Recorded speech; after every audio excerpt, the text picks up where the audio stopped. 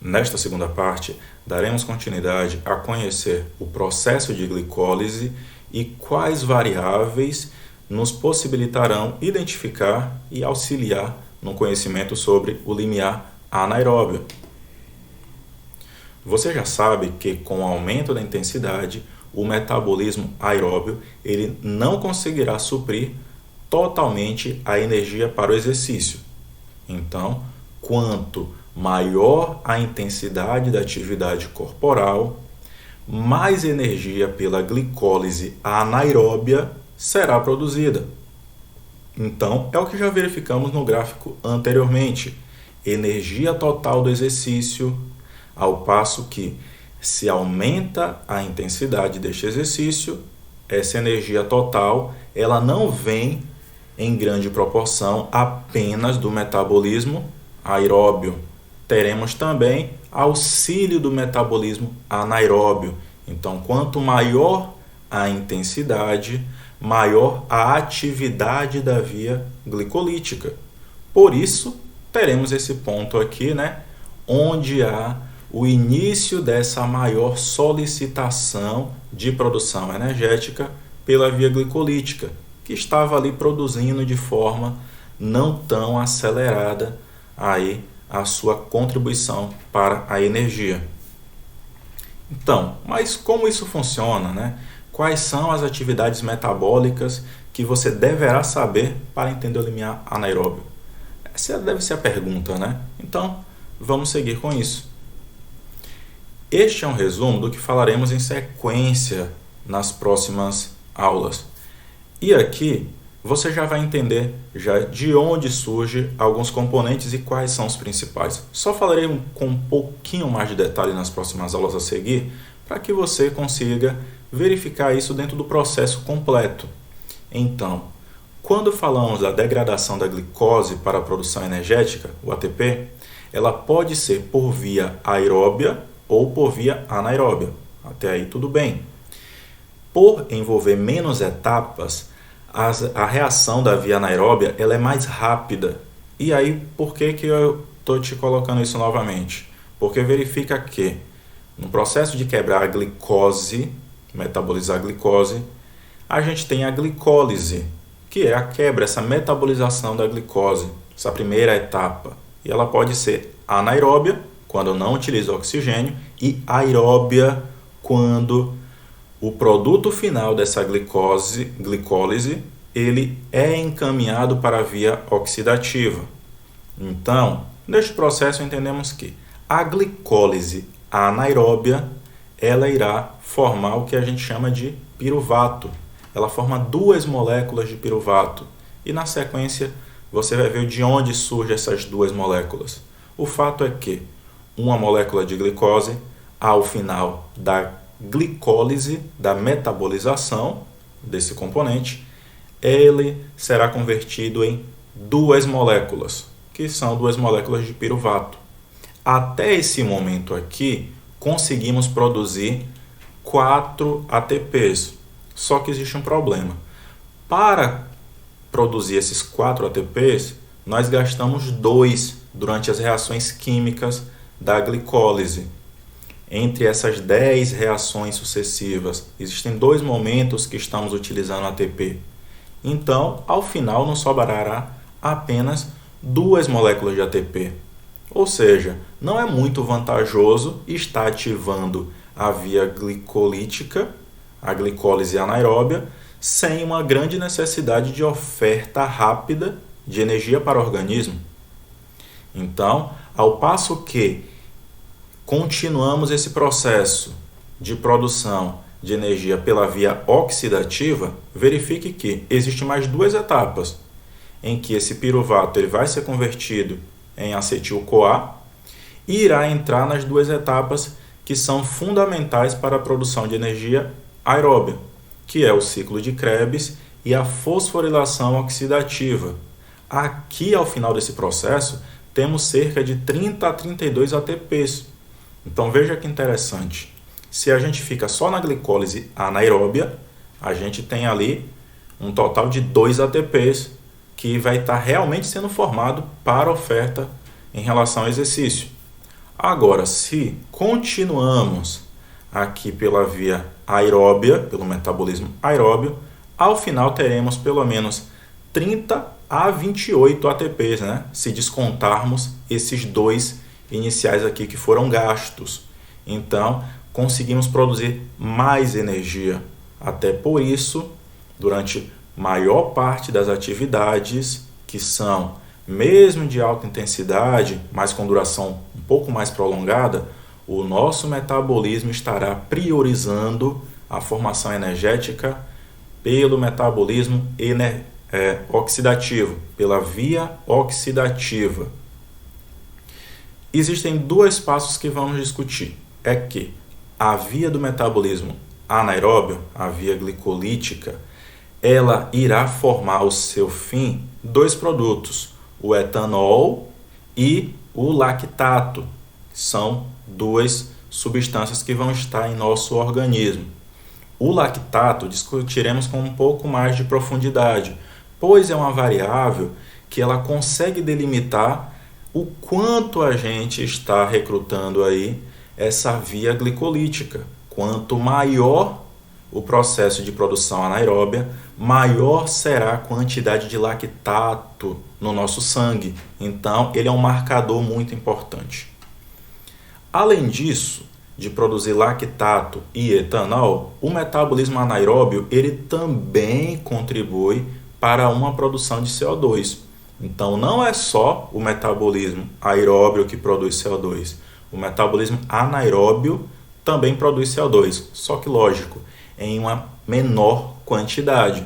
Mas ele também pode auxiliar ali futuramente a gente entender a partir de variáveis respiratórias, da nossa troca gasosa, essa relação do limiar anaeróbio. Então é importante que você se lembre que o CO2 ele também é produzido no metabolismo anaeróbio.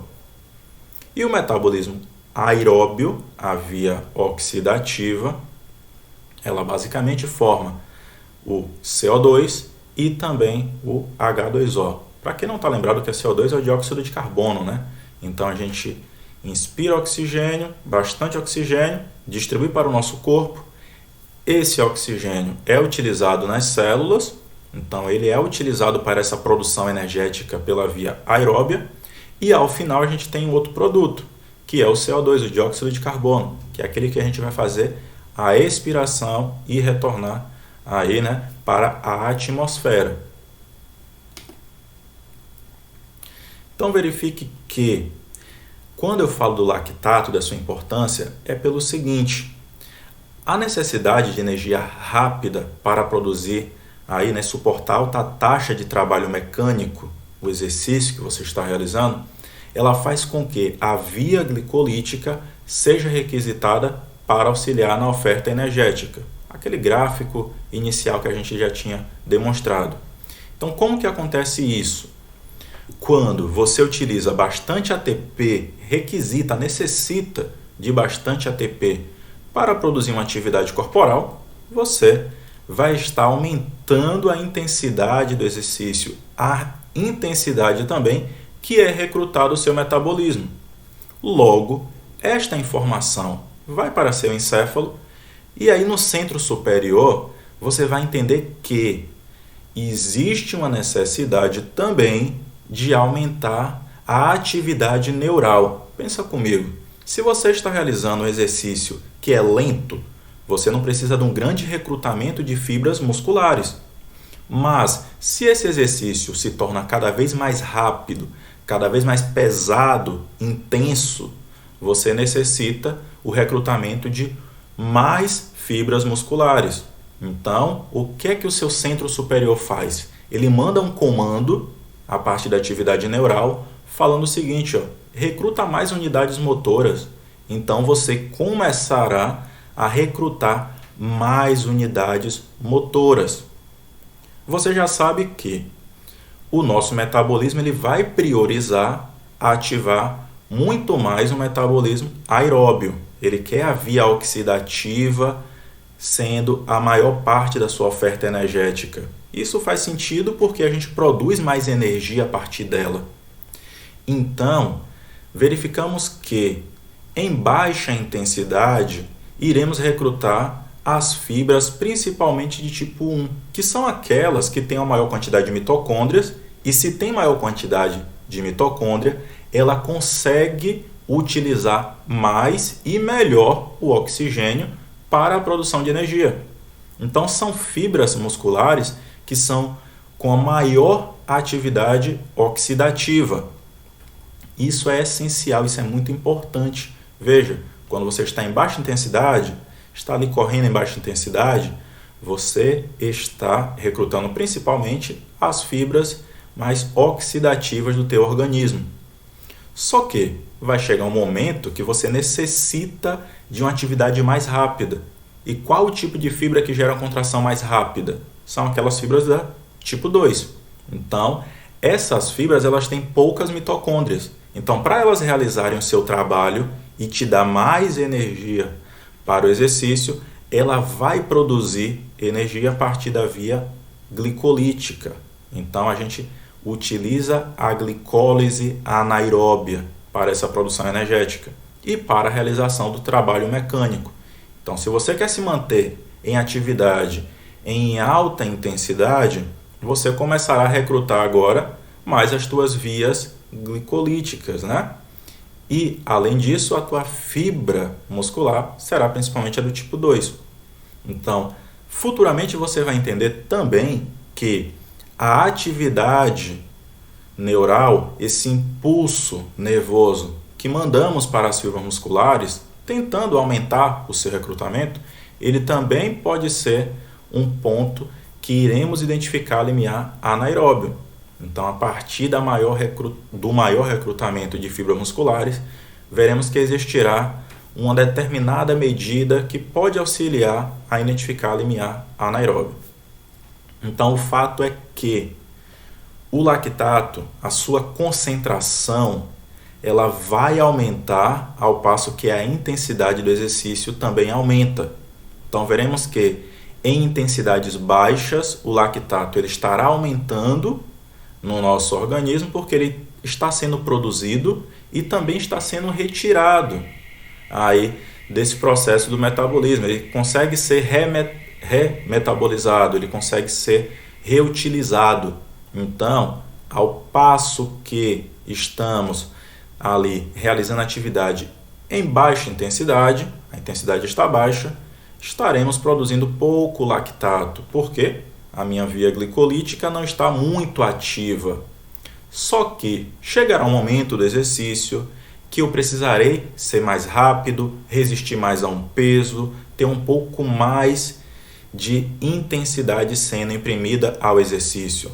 Aí, nesse momento, o lactato ele vai aumentar em grande quantidade no organismo. Porque quanto mais eu ativo a via glicolítica, mais lactato eu produzo. E, consequentemente, mais lactato vai estar presente na nossa corrente sanguínea. Então, por isso que quanto maior a intensidade do exercício, maior a concentração de lactato no sangue e também no nosso músculo. Então, na próxima aula, iremos aprender um pouco mais sobre a interação entre o lactato e o metabolismo.